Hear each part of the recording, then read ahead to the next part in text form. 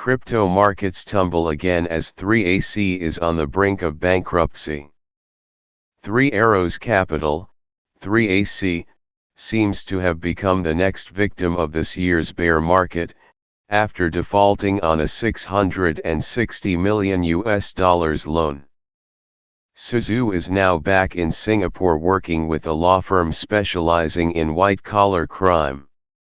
He really doesn't want to go to prison, and creditors are after him. But how did he get to this point? Where did 3AC go wrong, and what should you do next? More reports of Deegan gambling. Reportedly, the 3AC fund was severely affected by the Terra/Luna meltdown in May. Via Twitter, Terra researcher and serial whistleblower Fat Man reports that 3AC's problems kept getting worse when a leveraged long position on Bitcoin started liquidating. The resulting flash crash also affected other companies like Genesis, BlockFi, and BitMEX. Trying to raise more liquidity, 3AC then began asking for loans, without however disclosing the disastrous state the hedge fund was already in.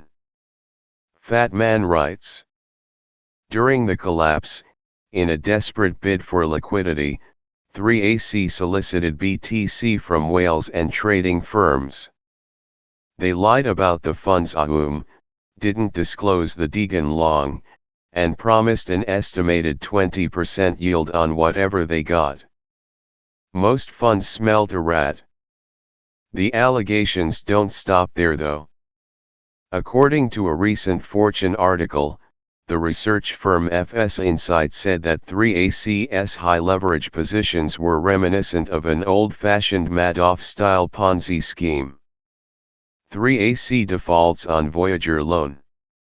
The largest lender towards Three Arrows Capital was Voyager Digital with an under-collateralized loan worth 15,250 BTC and $350 million USDC, for a combined sum of approximately $660 million, which was due on Monday. In Monday's press release, Voyager announced that they have issued a notice of default to 3AC and are now seeking legal remedies to recover the loaned assets.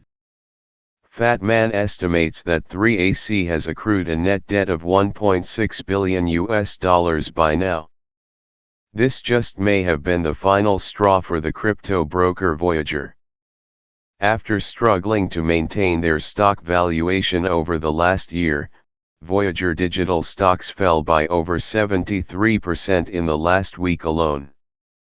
Celsius still silent. Earlier this month, the CeFi lending platform Celsius suspended all withdrawals, after facing a liquidity crisis as well. The custodial service provider has gone silent on social media since June 20, furthering the worries of insolvency. Reportedly, their lawyers are pressing Celsius to file for a Chapter 11 bankruptcy. According to Market Insider, Goldman Sachs is willing to invest $2 billion into Celsius assets in case of a bankruptcy. Via Twitter, Digital Assets Data co-founder Mike Alfred raised the claim that Celsius CEO Alex Mashinsky tried to flee the United States on Monday, but was stopped by the authorities. This was denied by Celsius though. Many Twitter users who support an ongoing short squeeze of the dollar cell token accuse Alfred of spreading false information to induce FUD.